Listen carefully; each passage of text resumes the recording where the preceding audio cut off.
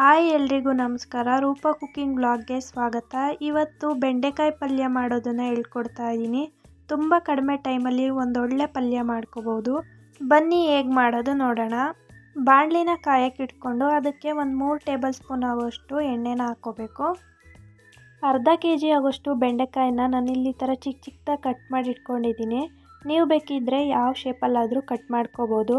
ನಾನು ಸ್ವಲ್ಪ ಚಿಕ್ಕದಾಗೆ ಕಟ್ ಮಾಡ್ಕೊಂಡಿದ್ದೀನಿ, ಬೇಗ ಫ್ರೈ ಆಗುತ್ತೆ ಅಂತ.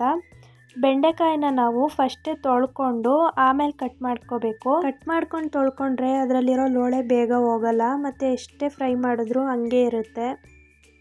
ಒಂದು 5 ನಿಮಿಷ ಫ್ರೈ ಆದಮೇಲೆ ಇಲ್ಲಿ ತೋರಿಸ್ತೀನಿ ನೋಡಿ, ಈ ಥರ ಲೋಳೆ ಬಿಟ್ಕೊಂಡಿರುತ್ತೆ. ಇದು ಕಂಪ್ಲೀಟಾಗಿ ಹೋಗಬೇಕು, ಅಲ್ಲಿವರೆಗೂ ಫ್ರೈ ಮಾಡ್ಕೋಬೇಕು. ಇಲ್ಲಿ ನೋಡ್ತಿರ್ಬೋದು ನೀವು, ಬೆಂಡೆಕಾಯಲ್ಲಿರೋ ಲೋಳೆ ಎಲ್ಲ ಹೋಗಿ ಚೆನ್ನಾಗಿ ಫ್ರೈ ಆಗಿದೆ. ಈ ಥರ ಫ್ರೈ ಆದಮೇಲೂ ಮತ್ತೊಂದು 5 ನಿಮಿಷ ಹುರ್ಕೋಬೇಕು. ಒಂದು 50 ಭಾಗ ಬೆಂಡೆಕಾಯಿನ ಈ ಥರ ಫ್ರೈ ಮಾಡೋದ್ರಲ್ಲೇ ಬೇಯಿಸ್ಕೋಬೇಕು.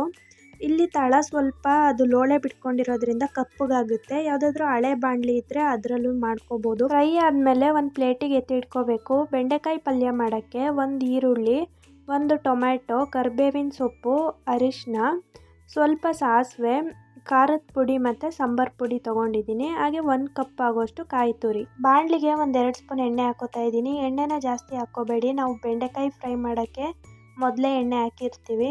ಎಣ್ಣೆ ಕಾಯ್ದ ಮೇಲೆ ಸ್ವಲ್ಪ ಸಾಸಿವೆ ಮತ್ತು 1 ಈರುಳ್ಳಿ ಹಾಕ್ಕೊಂಡು ಫ್ರೈ ಮಾಡ್ಕೋಬೇಕು.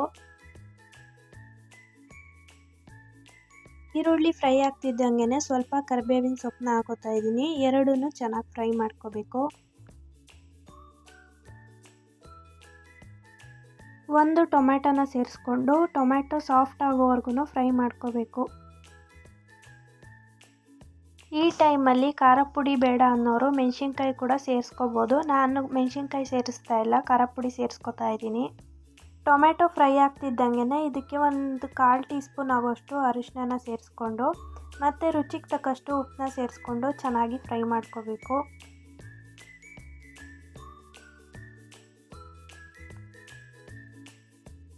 ಟೊಮ್ಯಾಟೊ ಸಾಫ್ಟ್ ಆದಮೇಲೆ ಮೊದಲೇ ಫ್ರೈ ಮಾಡಿಟ್ಕೊಂಡಿರೋ ಬೆಂಡೆಕಾಯಿನ ಸೇರಿಸ್ಕೊಂಡು ಒಂದು 5 ನಿಮಿಷ ಈ ಒಗ್ಗರಣೆಲೇ ಬೇಯಿಸ್ಕೋಬೇಕು. ನೀರೇನು ಸೇರಿಸ್ಕೋಬಾರ್ದು. ಒಂದು 5 ನಿಮಿಷ ಹಾಗೆ ಬೇಯಿಸ್ಕೊಂಡಾದಮೇಲೆ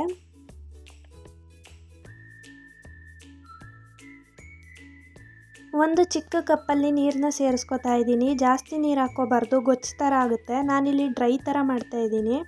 ಅದಕ್ಕೆ ಸ್ವಲ್ಪ ನೀರನ್ನ ಸೇರಿಸ್ಕೊಂಡು ಬೆಂಡೆಕಾಯಿ ಪೂರ್ತಿ ಬೇಯೋವರೆಗೂ ಬಿಡಬೇಕು. ಬೆಂದಾದಮೇಲೆ 1-2 ಸ್ಪೂನ್ ಆಗೋಷ್ಟು ಖಾರ ಪುಡಿ, 1 ಸ್ಪೂನ್ ಆಗೋಷ್ಟು ಧನಿಯಾ ಪುಡಿ ಸೇರಿಸ್ಕೊಂಡು ಮಿಕ್ಸ್ ಮಾಡಿ ಮಸಾಲೆ ಹಸಿ ವಾಸನೆ ಹೋಗೋವರೆಗೂ ಫ್ರೈ ಮಾಡ್ಕೋಬೇಕು.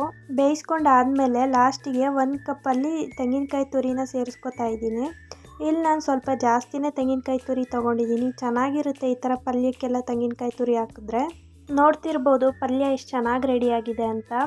ಬೆಂಡೆಕಾಯಲ್ಲಿ ತುಂಬ ವೆರೈಟಿ ಮಾಡ್ಬೋದು. ಇದರಲ್ಲಿ ನಾನು 2-3 ಥರ ಪಲ್ಯ ಮಾಡ್ತೀನಿ. ಕಾಳು ಹಾಕಿ ಗ್ರೇವಿ ಥರ ಮಾಡ್ತೀನಿ, ಅದು ಅನ್ನ ಮುದ್ದೆಗೆಲ್ಲ ಚೆನ್ನಾಗಿರುತ್ತೆ. ಆ ರೆಸಿಪಿ ಏನಾದರೂ ಬೇಕಂದರೆ ಕಮೆಂಟ್ ಮಾಡಿ. ಈ ವಿಡಿಯೋ ನಿಮಗೆ ಇಷ್ಟ ಆಗಿದ್ದರೆ ಲೈಕ್ ಮಾಡಿ, ಶೇರ್ ಮಾಡಿ, ಕಮೆಂಟ್ ಮಾಡಿ. ಇನ್ನೂ ಯಾರು ನನ್ನ ಚಾನಲ್ನ ಸಬ್ಸ್ಕ್ರೈಬ್ ಮಾಡ್ಕೊಂಡಿಲ್ಲ ಸಬ್ಸ್ಕ್ರೈಬ್ ಮಾಡ್ಕೊಳ್ಳಿ.